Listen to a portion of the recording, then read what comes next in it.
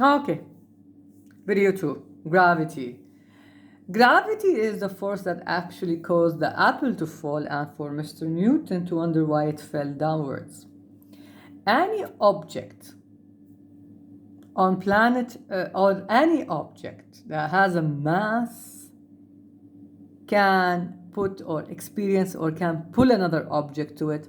That pulling force is called gravity. Now, bigger objects have more pull, so they win the race or they win the competition between two objects. If we're gonna decide which object is gonna have the biggest pull, well, we have to look at the mass.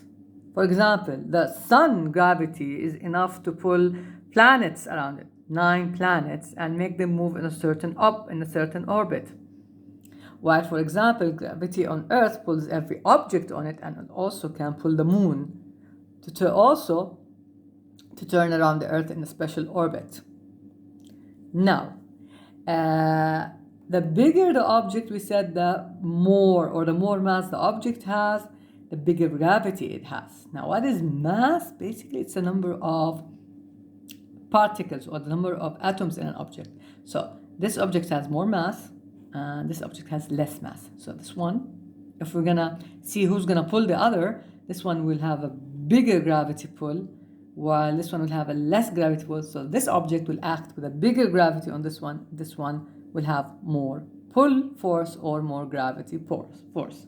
So more mass means more gravity.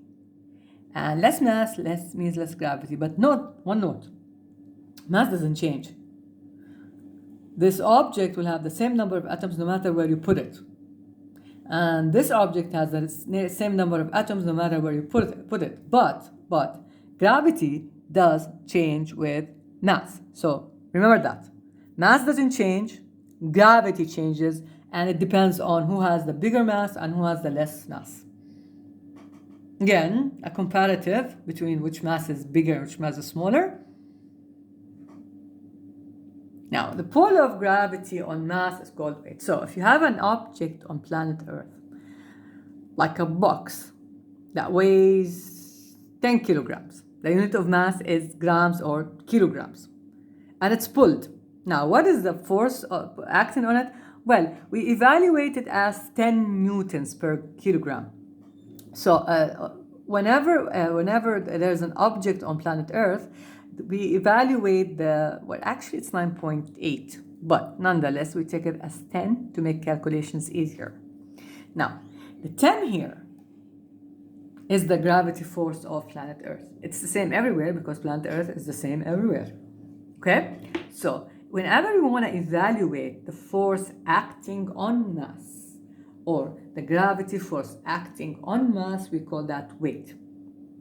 Weight is a force, by the way. Mass is the number of atoms in an object. Whenever we want to evaluate that, we have to consider two things. What is the mass and what is the pull of gravity? Now, mass, you measure it by a scale. This is a constant number, which means you use it all the time. It's actually 9.8, but like I said, for easier calculation, we round it up to 10. Now, so what is the weight of a person that has a mass of 40 kilograms? Now, weight is a force. Mass is the number of atoms. How do you convert mass into weight? Well, we have to see what is the pull of gravity acting on mass. It's 10 kilograms per minute, or 10 newtons per kilogram. Anyways, we turn mass into weight by multiplying it with the gravity pull, which is 10 newtons per kilograms. They don't write it here in your book, but this is actually what it is. Okay, or meters per second squared. Never mind. 10. We multiply it by 10. So the weight of a person, which means the force acting on that person of 40 kilograms, equals 400 newtons. You only have to know this. What is the force or what is the weight or how do we calculate weight? We multiply the mass with 10, which is the constant of gravity on Earth, and you get the number. Just that, no more. And also you need to know that what is gravity? Pull of gravity, and it changes with mass. Mass does not change. Your mass on planet Earth is the same as your mass on Moon. But what changes? Gravity. For example, gravity on Earth on you is bigger than the Moon because simply Earth is bigger.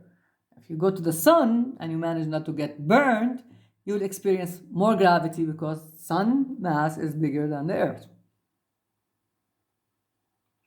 And here's another example. What is the mass of an object? Well, we simply have an equation of two variables. So if you have the mass, you simply take the 10 over here, divide weight by mass and by 10, and here you go.